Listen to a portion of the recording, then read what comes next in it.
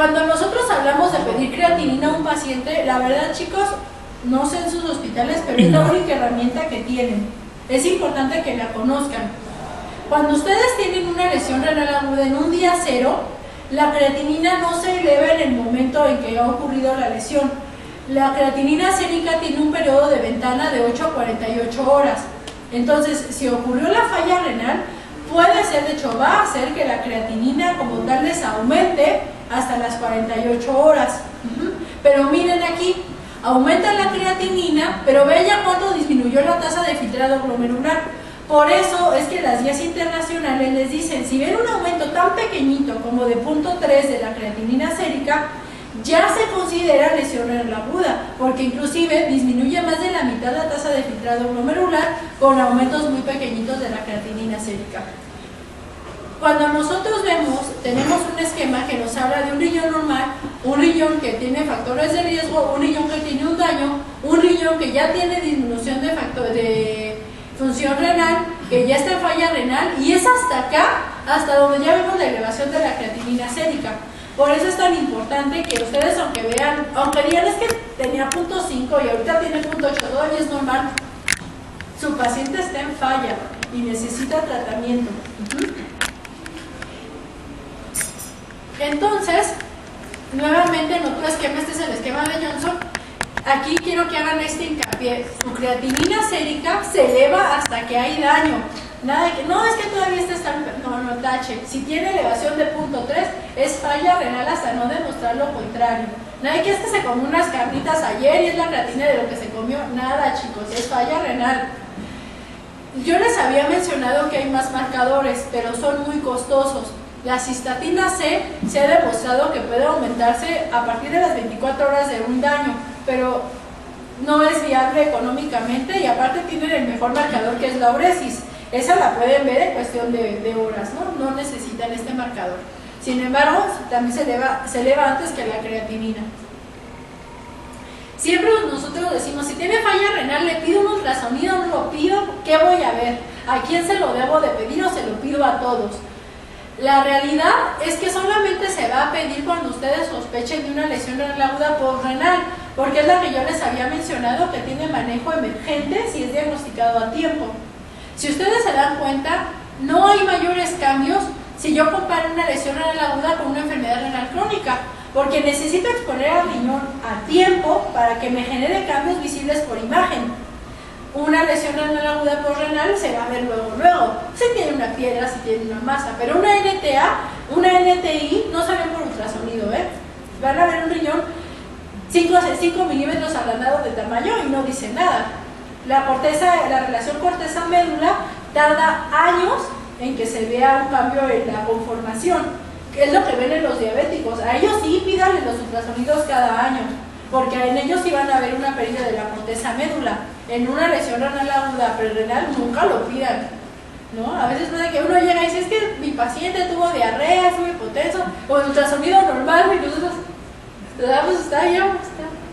Y que lo hayas pedido. Las guías, de hecho, en agosto del mes pasado, ¿qué nos dice la revisión? Todos los pacientes con lesión renal aguda se va a pedir examen de una ecografía renal cuando, si mi paciente no mejora, pero que sospecho pielonefritis dentro de las 6 horas de manejo, o bien yo tengo un alto índice de sospecha de obstrucción del tracto urinario, ¿sale? No lo voy a pedir si yo tengo una idea clara o evidente de que mi lesión renal aguda está mejorando o de cuál es la etiología. Si mi paciente llega con una lesión renal aguda prerenal, ¿como para qué quiero un ultrasonido? ¿No? Si mi paciente tiene lupus, a ese posiblemente se lo voy a pedir. Voy a ver un cambio, si no lo conozco, puedo ver riñones aumentados de tamaño, porque son enfermedades que, vamos, el riñón está muy inflamado y lo puedo ver grandote. ¿Me va a modificar mi conducta terapéutica? No. Pacientes con enfermedades autoinmunes que quiero ver si le tomo una biopsia, por supuesto. Riñones menores de 8 centímetros, no tiene caso que los biopsien. Está contraindicado biopsiar pacientes monorrenos y que el riñón mida menos de 8 centímetros porque ya es pura fibrosis. Cuando hablamos de diagnóstico y tratamiento, pues hay que saber cómo emplear las balitas.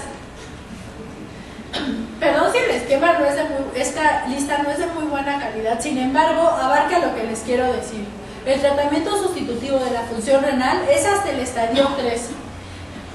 Si yo tengo un paciente con una KIN 1, o sea, una elevación de 0.3 de creatinina sérica, o bien que mi disminución de volumen urinario es de menos de 0.6 las primeras 6 a 12 horas, en ningún lado dice que yo hemodializo. Lo primero que tengo que hacer, quitar los nefrotóxicos, o sea, sus checas y sus aras, esos a volar, ¿no? Tengo que mejorar la volemia del paciente, considerar la hemodinamia, ver una monitorización de la creatinina, tener una glucemia normal. ¿Por qué? Porque acuérdense que la hiperglucemia mayor de 180, que es lo que nos dice el estudio de Night Sugar, es aumenta la mortalidad de los pacientes, ¿no? Vamos a ocupar métodos no invasivos. Bueno, alrededor de un AKIN 2, posiblemente si el paciente no mejora, si hay acidosis metabólica refractaria, si tiene hipercalemia severa. Diuréticos en lesión renal aguda como parte del tratamiento. Lo que yo les menciono, se casan con la idea de decir, es que orina ya está bien, está mejorando. No, esa es su función tubular, pero no la función del glomérulo. Entonces, ¿nos sirven los diuréticos? Sí nos sirven si un paciente vemos que bueno, está con datos de sobrecarga, a ese le sirven bien. ¿Por qué? Porque va a disminuir la hipoxia tisular. Se ha descubierto que si el paciente tiene arriba de 10% de su peso en agua como sobrecarga, aumenta la mortalidad. A colación de qué se los digo, a veces el paciente llega a urgencias, ya llega un hipotenso y le pasan una carga, ¿no? Pásale 1000. A la hora, bueno, mejoró poquito, pásale otros 1000. Y déjale solución de base, pero que tome todo el agua que quiera. Entonces el paciente tiene sobrecarga. El paciente no porque tenga mucha agua es que está bien perfundido. Si estuvo hipotenso, si tienen un paciente con hipotensión y no mejora con agua, a la primera carga, chicos, no les va a mejorar. Entonces en esos pacientes deben evitar sobrecargarlos. Vieron que el tratamiento lógicamente es de acuerdo a la causa. Mejora el pronóstico, mejora la sobrecarga. Si el paciente la tiene y le dan diurético, por supuesto, va a respirar. Pero no mejora la falla renal. Los diuréticos no mejoran fallas renales, disminuyen la sobrecarga, nada más. Si nosotros hacemos una comparación riesgo-beneficio, vamos a ver que la lesión renal cuando el paciente orina, pues le va mejor. ¿Por qué? Porque está orinando, porque no hace sobrecarga, porque por lo general el paciente puede estar hipotenso y va a tener mejor pronóstico. Si nosotros vemos el volumen urinario, pues lógicamente se han hecho estudios para lo que yo les estoy diciendo, ¿no? El paciente que sí orina, pues lógicamente se va a morir menos porque no tiene falla cardíaca, porque no tiene sobrecarga. Nuevamente aquí hicieron un estudio con diuréticos de ASA y que descubrieron, bueno, que si el paciente no está sobrecargado, pues va a tardar más tiempo en que yo le dé hemodiálisis con sobrecarga o que yo le dé hemodiálisis. ¿Por qué? Porque está orinando. Entonces el paciente pues no está todo disneico. Pero bueno, hay que tener siempre en cuenta los beneficios y los riesgos del uso del diurético. El diurético, al disminuir el volumen, disminuye la perfusión renal.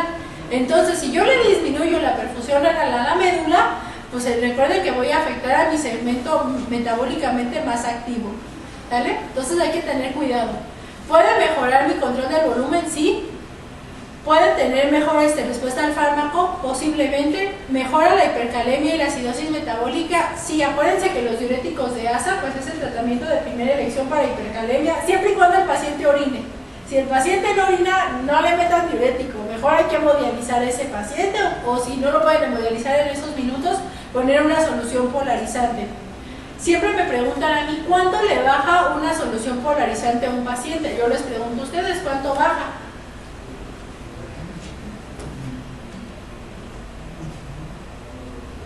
Una solución polarizante, o sea, 10 unidades de insulina en 50 cc de glucosa, siempre tomar glucosa, ya saben, antes, durante y después de la solución, porque genera hipoglucemia, va a bajarles 0.3 miliequivalentes de potasio.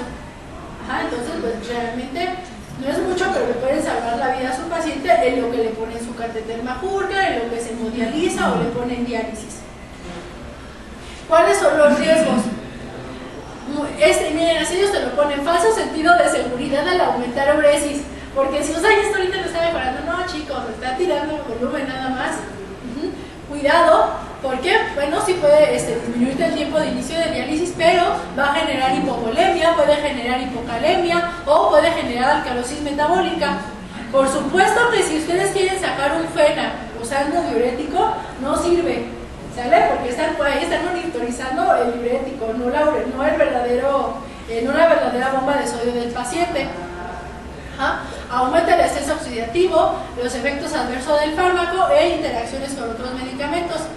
¿A este paciente le daría diurético de asa? ¿Qué tiene este paciente? Puede ser o sobrecarga. Entonces, este paciente, ¿qué le hacemos? ¿Le damos hemodiálisis o le damos diurético? Diurético. Pues exactamente. Si orina, por supuesto que puedes manejarle un diurético de asa en lo que le vas preparando el catéter y evaluar respuesta. Si no mejora, hemodializas. Ahora bien, pues la mayoría de ustedes están en un hospital y les llegan pacientes con necesidad de soluciones. ¿Cuál es la solución que ustedes usarían ideal en un paciente? Hacen manita para la A. Ahorita todos nos podemos equivocar. Manita para la A, arriba, ¿quién vota por esa? La B, la C, la D, ¿quién pone poligelina? ¿Nadie? ¿Nadie usa geles? ¿O A y B? Porque ¿qué tal mi paciente tiene hipercalemia y le pongo Harman? Harman tiene potasio. Entonces, A y B, ¿vale? No lo digo yo, lo dicen los artículos, ¿sale? Hicieron una comparación de albumina con solución salina. ¿Qué es lo que ellos demostraron? Bueno, que los pacientes que tenían albumina les iba peor. A diferencia de los que estaban únicamente con solución salina, retrasábamos el tiempo de iniciar el tratamiento sustitutivo renal. Nuevamente, compararon el uso de las gelatinas con solución salina. Igual descubrieron eso, que los pacientes con gelatinas tuvieron mayores creatininas y menor volumen urinario. Ahora comparan la solución de Harman, como mencionó el doctor, que es la más... No se casan, a veces dicen, es que la solución fisiológica es la más parecida al cuerpo. No, falso. Es la solución Harman la que fisiológicamente se parece más al medio interno. Sin embargo, si tienen pacientes, como les comento, con hipercalemia, no vamos a poner Harman. Son los pacientes a quienes indicamos solución salina al punto 9 o al punto 45, también por las concentraciones de sodio del paciente, ¿sale? Entonces, si nosotros igual comparamos aquí gelatinas con Harman, ¿qué vimos? Que bueno, esto fue en pacientes sépticos. Al paciente que ocupó gelatina, pues tenía mayor riesgo de muerte y requerimiento de hemodiálisis.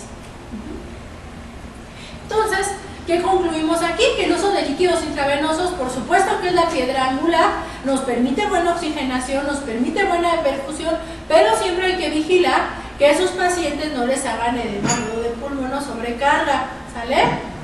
Que no les hagan acidosis hiperclorémica. Si ustedes ven que su paciente tiene cloro de 120, cambien soluciones o ya quítenselas si no las necesita. Su mayor marcador para ver sus soluciones es la uresis, no necesitan otra cosa. Si el paciente ven que está orinando, que ha disminuido la creatinina, veamos la vía oral.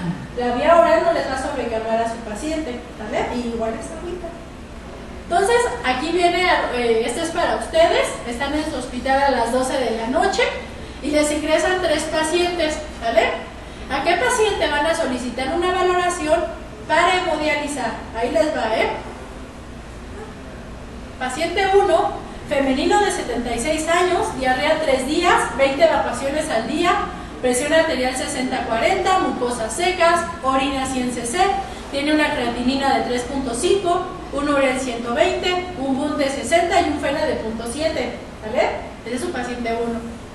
Su paciente 2, masculino de 70 años, tiene hiperplasia prostática benigna, llega por disminución de volumen urinario de 12 horas, a la exploración física tiene dolor a la palpación en hipogastro y aumento de volumen del mismo.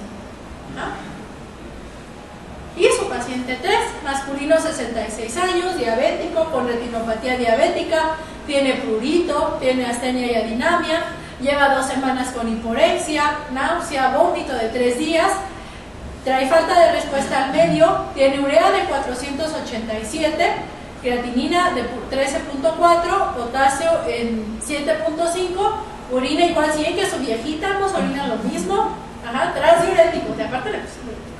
¿A quién ustedes van a hemodializar? ¿A 3?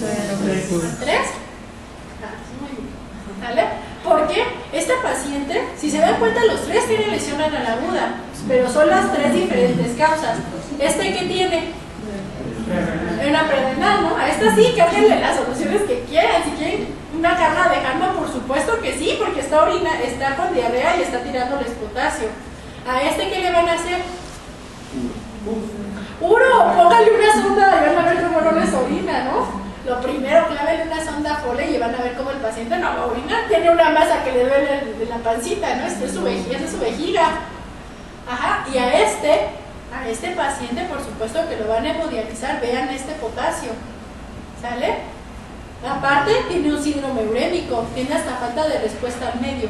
Se hemodializa, ¿sale? Síndrome urémico, hiperasfemia e hipercalemia refractaria. ¿Por qué?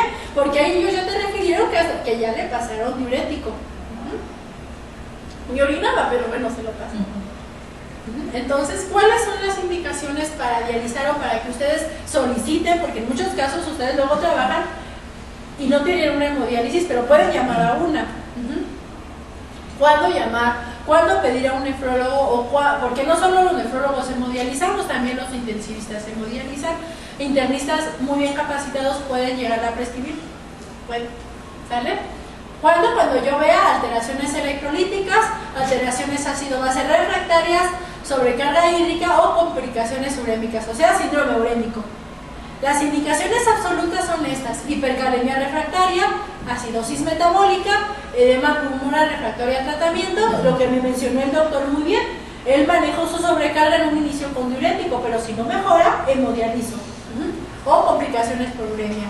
Relativas: que el paciente tenga poca tolerancia para tolerar la lesión renal aguda, que tenga disfunción orgánica múltiple o intoxicación por fármacos, digoxina, litio, como mi paciente que tomó plata. ¿Y cuáles son las contraindicaciones? Si ustedes tienen un paciente con un cáncer en un estadio avanzado, ¿ustedes lo hemodializarían? A ellos ya no, ¿sale? Ellos ya no. Pacientes que estén en cuidados paliativos, a ellos ya, ¿vale? ¿Cuáles son las indicaciones? Bueno, ya las mencionamos. ¿Y cuáles son las no renales? También ya las mencionamos. Sin embargo, pues bueno, dentro del panorama de la respuesta inflamatoria sistémica o dentro de la falla orgánica múltiple, como les mencionaba, las pancreatitis es la enfermedad patognomónica de la mayor inflamación. Ellos hacen disfunción orgánica múltiple, se benefician de la hemodiálisis, porque la hemodiálisis también tiene la ventaja de eliminar citocinas y células inflamatorias, mejorando la inflamación del paciente. Falla hepática aguda, por supuesto, insuficiencia cardíaca, no es una causa renal, pero si el paciente está con demasiada sobrecarga, por supuesto que lo hemodializo. Que tenga un posoperatorio de cirugía cardíaca, lo que yo les había mencionado, los conectan a la circulación extracorpórea. Entonces el paciente dura hipotenso muchas horas, genera falla renal, no porque yo lo haya hecho mal, no, es parte de la bomba de circulación que el paciente va a presentar isquemia. Muchos de ellos necesitan hemodiálisis y mejora el riñón, mejorando la perfusión, mejorando la presión. ¿Cuáles son los riesgos de dar un tratamiento con hemodiálisis? Como yo les comento, no es inocuo. Número 1, colocar un catéter. Son los mismos riesgos que un catéter venoso central. Neumotórax, hemotórax, lesión de vasos, puedo generar hematomas, va a haber sangrado. Acuérdense que el paciente urémico tiende al sangrado. Va a haber riesgos por anticoagulación, por supuesto, inestabilidad hemodinámica, son pacientes desnutridos. Podemos tener difícil manejo de medicamentos porque muchos medicamentos se hemodializan. El costo de cada sesión de hemodiálisis va a variar. Puede costar entre 1,200 a 3,000 pesos, depende de dónde ustedes hagan su hemodiálisis. Colocar el catéter también puede ser, ¿qué tal la persona no tiene dinero? Y bien, exposición innecesaria de diálisis, lo que yo les había mencionado. Si su paciente tiene mejoría de la uresis y ha bajado la creatinina, la hemodiálisis por supuesto que puede ser transitoria y se retira el catéter si el paciente ha mejorado. ¿Qué beneficios? Pues por supuesto que va a mejorar la sobrecarga, va a eliminar la urea, va a eliminar el potasio. Desde su primera sesión ustedes eliminan una hipercalemia refractaria, disminuye porque elimina las citocinas inflamatorias y pues es un soporte renal. Algo que nos dice la revisión del mes pasado es que compara las diferentes estrategias de hemodiálisis y diálisis peritoneal. Hay hospitales donde no hay hemodiálisis, solo tenemos diálisis peritoneal. Y hay quien les hace el feo y dice, bueno, la peritoneal, ¿yo para qué quiero estas bolsas? No, cuidado, también sirven. Entonces, aún para lesión renal aguda, de hecho en la década de los 70s, 80s era lo que se usaba, la diálisis peritoneal, pero era lo único que teníamos. Sí funciona, por supuesto, que da un soporte para pacientes inestables hemodinámicamente, porque la diálisis peritoneal no trabaja con sangre, no es ningún catéter, trabaja con la membrana del peritoneo. Entonces, por supuesto que puede eliminar volumen sin comprometer la función cardiovascular, ¿sale? Elimina solutos igual que una hemodiálisis intermitente, no así de rápido, pero sí los elimina, por eso es moderada. Tenemos un volumen, un control de volumen que yo le pueda decir, sácale 1 litro o 2 litros como la hemodiálisis, no, pero sí elimina volumen. ¿Cómo lo podemos titular? Por las bolsas que estamos ocupando. La bolsa del 1.5% elimina poquito, a 400, 600, a comparación de una roja. Una roja sí les puede eliminar hasta 1 litro o 2 litros por día. ¿Ah? Y no necesita anticoagulación. Estos pacientes no les van a incrementar el riesgo de sangrado. La hemodiálisis intermitente es la que está en la mayoría de los centros hospitalarios. Nuestras maquinitas que solo funcionan con nuestro filtro y nuestro sistema de líneas y el acceso vascular. Ajá, entonces, pues bueno, siempre debe de ser en un lugar con las medidas adecuadas. Claro que elimina solutos de forma rápida. Al contrario, hay que tener cuidado por no hacerle un síndrome postdialítico al paciente. Hay que medir también cuánto le vamos a eliminar. Tenemos un control de volumen, por supuesto. Yo debo de poner, de hecho, en un parámetro cuánto le quiero sacar de líquido. ¿Necesitas anticoagulación? No necesariamente. Cuando los pacientes llegan con datos de sangrado o un síndrome hepatorenal, podemos evitar que se coagulen las líneas con solución salina. Ajá, y la enfermera le está poniendo cada hora para que no se tape el circuito. Ajá. Tenemos otras técnicas que se llaman terapias lentas. Estas tienen la ventaja de que son para pacientes hemodinámicamente inestables porque nos permiten que el flujo de sangre sea muy lento. Ajá, y esto pues va a eliminar la falla cardíaca o la va a disminuir mucho, ¿sale? Pero bueno, no lo tenemos en todos los centros hospitalarios, pero si se dan cuenta, no ofrece mayores ventajas frente a una hemodiálisis intermitente, ¿sale?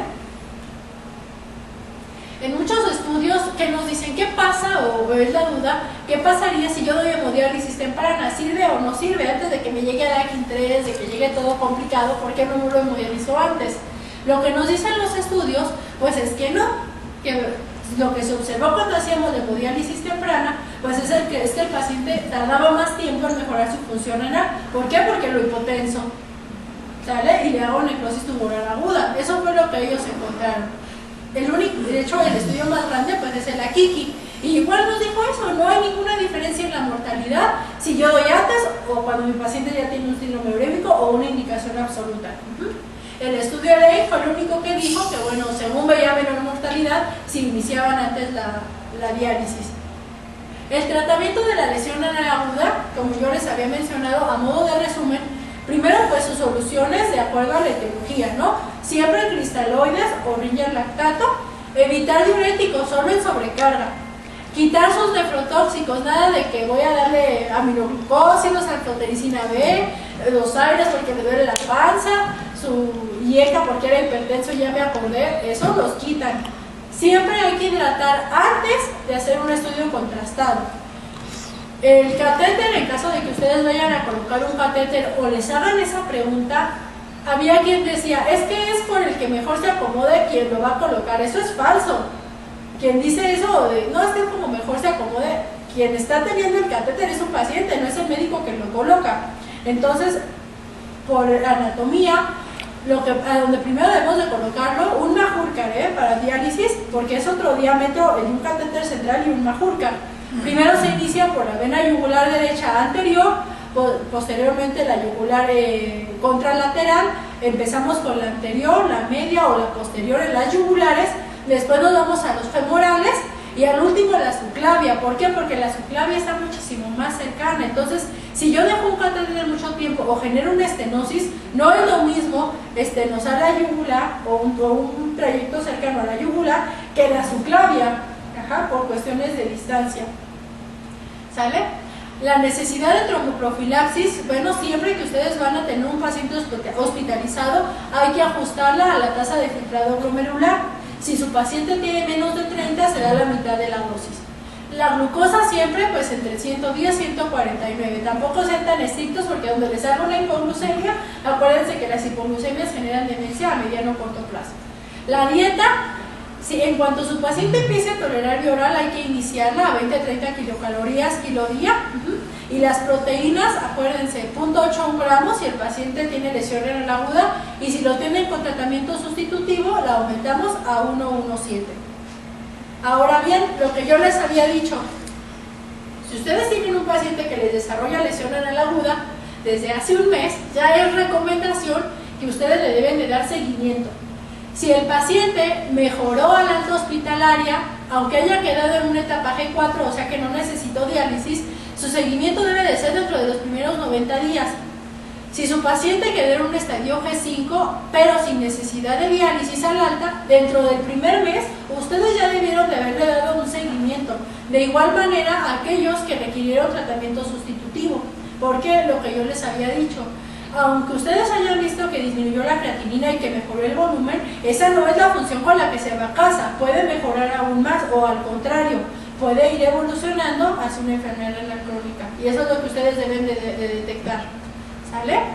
Nuestro paciente que tuvimos ahí en el hospital, lo que les mencioné, pues tuvo un LTI porque tomó plata, tomó levofloxacino 14 días, nunca tuvo ajuste de dosis, se le dio hemodiálisis y se le dio esteroide. El paciente se fue a casita sin hemodiálisis con una creatinina de 1.1, perdón, 1.22, ¿sale?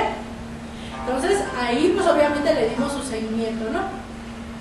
Ahora bien, estas son mis preguntas para ver cómo asimilamos el tema. Un paciente que presenta en el sedimento de orina microhematuria, proteinuria y cilindros hepáticos, ¿cuál de los siguientes cuadros va a padecer según ustedes? Lesión glomerular, túbulo intersticial, o sea tubular, obstrucción de la vía urinaria, infección renal o neoplasia renal. ¿La 1? Sí, eso, muy bien, ¿vale? En la lesión renal aguda prerrenal, ¿qué es lo correcto? A ver, aquí yo les voy a ver. Ya me tapé. A ver, chicos, manita arriba si opinan que es la 1. Solo tienen que ver los datos. La 1. ¿Quién opina por la 2? Manitas arriba la 3. La 4. Si es prerrenal, ¿cómo va a estar mi sodio? Bajo, ¿no? ¿Y cómo va a estar mi osmolaridad? Alta, ¿sale? Y la relación entre urea en orina y urea de plasma es arriba de 8. Ninguna de estas podía ser, porque aquí me dicen que el sodio en orina es alto, aunque mi osmolaridad sea alta, pero aquí debe de ser bajo a fuerzas, porque estoy reteniendo sodio. Entonces no tiene por qué estar alto en la orina. Aquí inferior a 20, pero tiene una osmolaridad normal, ¿vale? Y aquí inferior a 20, pero osmolaridad normal. Entonces la única respuesta era esta, la 4. Ahora bien, les puse esta preguntita. Anciano de 75 años que les llega a urgencias tras un episodio de pérdida de conocimiento en casa. La familia refiere que lleva varios días con vómito y diarrea. Se encuentra pálido, con sequedad de mucosas. Tiene una presión arterial de 90-50, frecuencia cardíaca de 110. La familia comenta que ha observado también disminución de la uresis en las últimas 24 horas. Su creatinina es de 0.3 y pues le pusieron su sonda y solo tiene 35 mililitros. ¿Qué es lo primero que usted haría? Manitas arriba a la 1. Ay, qué bueno. Manitas, no, qué bueno que ya la bajas, ya te iba a meter mi café. Manitas arriba a la 2. Como que no hay nadie hace la mano ahí, que ya tengo el café aquí. Manitas arriba a la 3. Eso. La 4, definitivamente vomita, lo que sea hipertenso, que importa. Y la 5, peor aún, no, nitroglicerina prohibido, lo voy a vasodilatar más, ¿no? Entonces, no, esa tache. Entonces, todas las manitas arriba en 3, muy bien. Y por último, la determinación del FENA es útil en el diagnóstico de glomerulonefritis intersticial, síndrome de Bartter. Ese es un síndrome genético que se comporta igual que si el paciente tomara diurético. Hiperaldosteronismo primario o lesión renal aguda, prerenal. Manitas arriba 1, manitas arriba 2, es un FENA, manitas arriba 3, 4, 5, exactamente. Acuérdense que el FENA es útil para ver si el paciente tiene prerenal. Ahora, ¿ha quedado claro? ¿Qué dudas tienen? El déficit de líquidos, ¿cómo lo saco? En este caso tendrías que calcular el agua corporal total. ¿Como para qué paciente tú quisieras calcular un déficit de líquido? Porque el déficit de líquido lo sacas, pero cuando tienes alteraciones de sodio. Si tu paciente tiene una hiper o una hiponatremia. Generalmente cuando llegan con hiponatremia.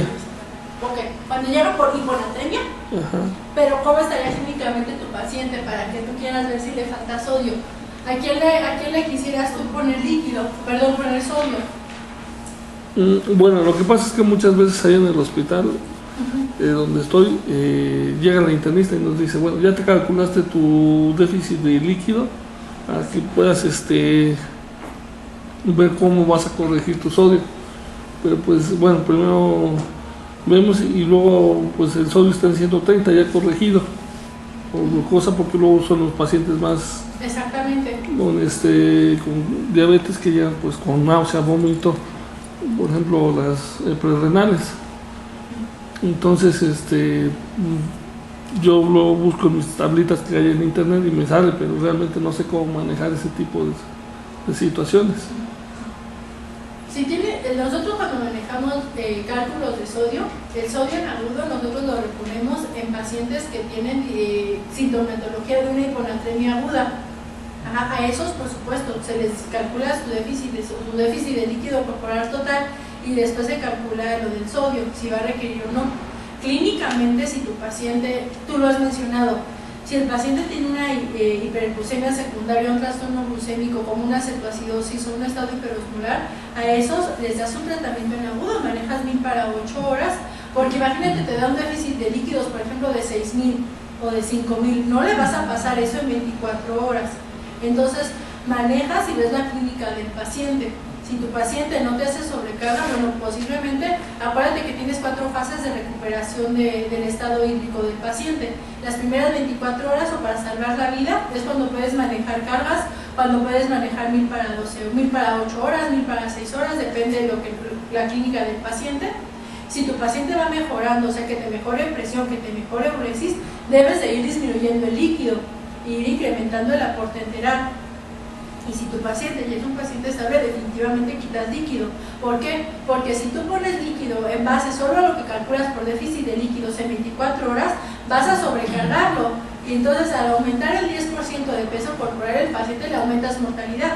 Entonces lo que te lo va a dar es la clínica. Si tú tienes una hiponatremia, pero el paciente tiene edema, puede ser hasta la misma hemodilución lo que tiene el paciente por el edema que el paciente tiene la hiponatremia, ¿no? Y si tu paciente está sintomático, no tienes por qué hacer una reposición de sodio en una hiponatremia leve. Eso no se les hace reposición de sodio, ¿no? Las hiponatremias las corriges cuando son severas y cuando el paciente tiene sintomatología en agudo. Si no, no se reponen. Si es una hiponatremia crónica, no. ¿Por qué? Porque hay otras causas. Si el paciente es hipotiroideo, por ejemplo, o si el paciente tiene una dislipidemia importante, son otras causas de hiponatremia verdadera.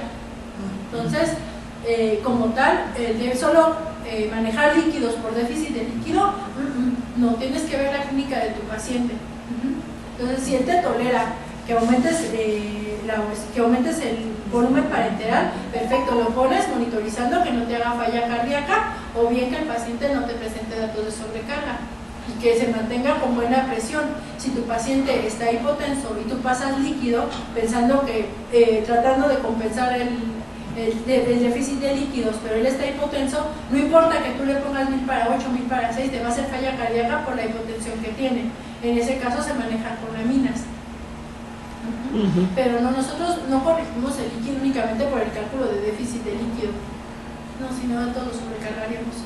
Sí, porque siempre me salía muy alto, digo, no, ¿cómo le Sí, voy? no, y es que por ejemplo un paciente que tiene, por ejemplo, un estado hiperosmolar, que son los estados con mayor déficit de líquido, te hablan de estados de 10 litros, no le vas a corregir eso en 24 horas, lo ves la clínica y le vas ponderando lo que tolera tu paciente. Siempre ponerles eso sí, su sonda Foley para que les vayas cuantificando y siempre checando la TEA cada hora, auscultando los que no te hagan edema. ¿Quedó claro, doctor? ¿Doctora? ¿Quedó todo claro? Entonces, lo voy a dejar descansando que ya. No sé, si quiere para que desayunen mientras y vamos